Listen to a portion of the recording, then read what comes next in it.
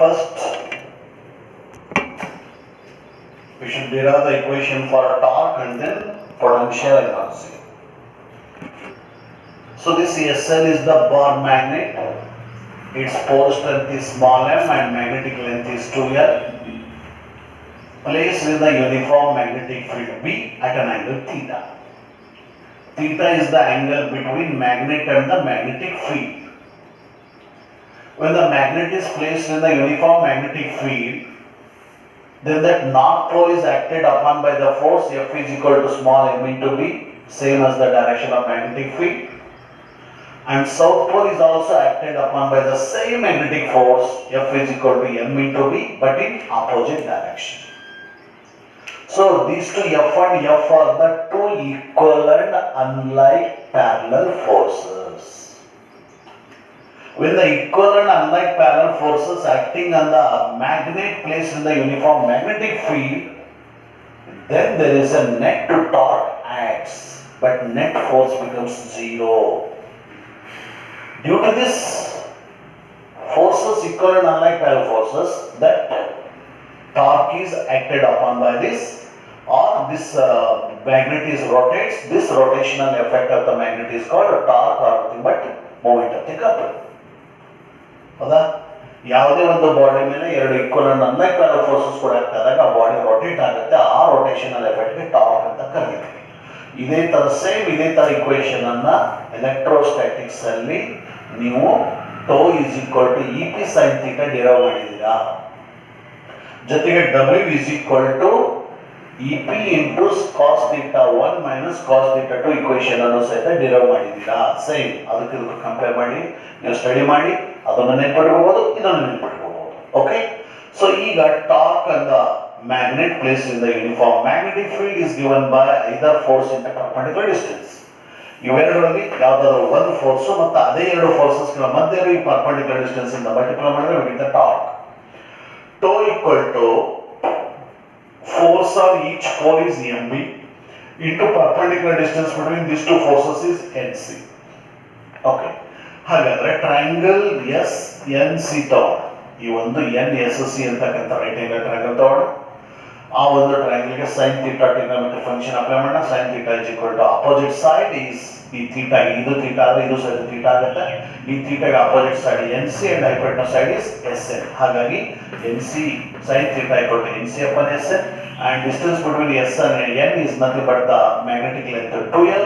ಹಾಗಾಗಿ sin theta equal to nc upon 2l. Now take the cross multiplication, we get nc equal to 2l into sin theta. ಹಾಗಾದ್ರೆ in this equation, above equation, instead of nc 2l sin theta substitute ಮಾಡೋಣ. ಆಗ tau is equal to mb into 2l sin theta. We know that product of pole strength and magnetic length is called magnetic dipole moment of the magnet, capital M.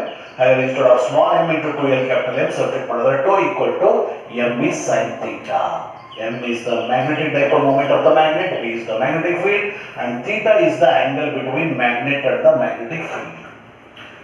If the magnet is placed parallel or anti-parallel to the direction of magnetic field, if the magnet is placed parallel or anti-parallel to the direction of magnetic field, ಆಗ theta equal to ಎಷ್ಟಾಗುತ್ತೆ? 0 or 180. ಆಗ sin 0 is equal to 0, then torque is also equal to 0. ಕಾಣ್ತಾ ಇಲ್ವಾ ಕೆಳಗೆ? if theta equal to 0 ಅಥವಾ 180 degree ಇದ್ರೆ ಆಗ sin 180 equal to 0, sin 0 equal to 0, torque is also equal to 0. if theta equal to 90 degree ಅಂದ್ರೆ magnet is placed perpendicular to the direction of magnetic field. magnetic field ಗೆ perpendicular ಈ ರೀತಿ ನಾವು magnet ಅನ್ನು ಇಟ್ಟರೆ theta 90, ಆಗ sin 90 equal to 1, there must be torque is maximum. That maximum torque becomes tau equal to mb, and also it should be the cross product. Vector tau is equal to vector m into vector b1. Next to work done or potential energy when the magnet is placed in the uniform magnetic field.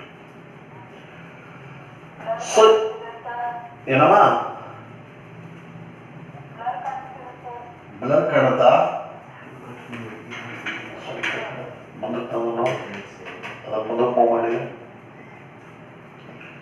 So ಈಗ ಈ ಒಂದು magnet is acted upon by the torque in the magnetic field So that torque, this magnet is turns or rotates, so there must be a work done. ಈ ಒಂದು magnet ಮೇಲೆ torque act ಆಗುತ್ತೆ, tau equal to M B sine theta ಅಂತಕ್ಕಂಥ torque act ಆದಾಗ magnet rotate ಆಗುತ್ತೆ.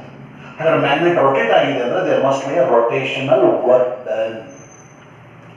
ಯಾವ ರೀತಿ ಯಾವುದೇ ಬಾಡಿ ಮೇಲೆ ಫೋರ್ಸ್ ಆಕ್ಟ್ ಆದಾಗ ಬಾಡಿ ಒಂದು ಪಾಯಿಂಟ್ ಇಂದ ಇನ್ನೊಂದು ಪಾಯಿಂಟ್ ಮೂವ್ ಆದಾಗ ವರ್ಕ್ ಡನ್ ಆಗುತ್ತೋ ಅದು ಲೀನಿಯರ್ ವರ್ಕ್ ಡನ್. ಹಾಗೇನೆ ಟಾರ್ಕ್ ಆಕ್ಟ್ ಆದಾಗ ಬಾಡಿ ರೊಟೇಟ್ ಆಗಿದೆ ಅಂದ್ರೆ there must be rotational work done.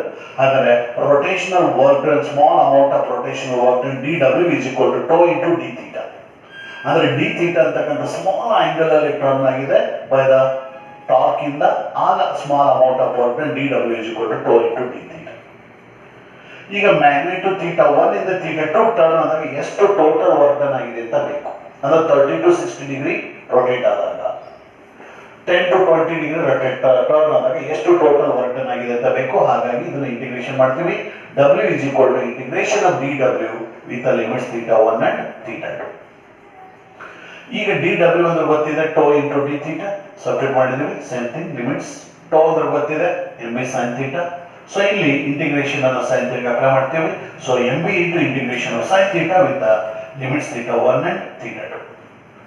Integration ಕಲ್ತಿದ್ರ ನೀವು, ಇಂಟಿಗ್ರೇಷನ್ ಆಫ್ ಸೈನ್ ಥೀಟಾ ಅಂತಂದ್ರೆ minus cos theta, but differentiation of sine theta ಅಂದ್ರೆ ಪ್ಲಸ್ ಕಾಸ್ ಥೀಟಾ. ಇದು ಡಿಫರೆನ್ಸ್ ನೆನ್ಪಿಟ್ಬಿಡಿ, ಕಂಪೇರ್ ಮಾಡಿ. ಸೊ ಹಾಗಾದ್ರೆ integration W is equal to M B into integration of sine theta is nothing but minus cos theta with the limits theta 1 and theta 2. W equal to M B into limit substitute ಮಾಡ್ತೀವಿ, minus cos theta 2 minus into minus plus cos theta 1.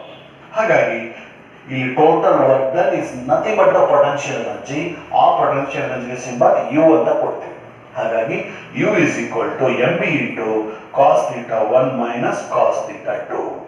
This is the equation for potential, magnetic potential energy, that is U is equal to mb into cos theta 1 minus cos theta 2.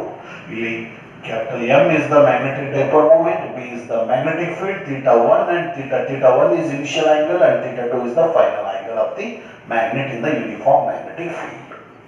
Okay, ನೆನಪಿಟ್ಕೊಳ್ಳಿ, derivation ಕೇಳೋದು doubt, but ಗೊತ್ತಿರಲಿ ಅಷ್ಟೇ. Okay.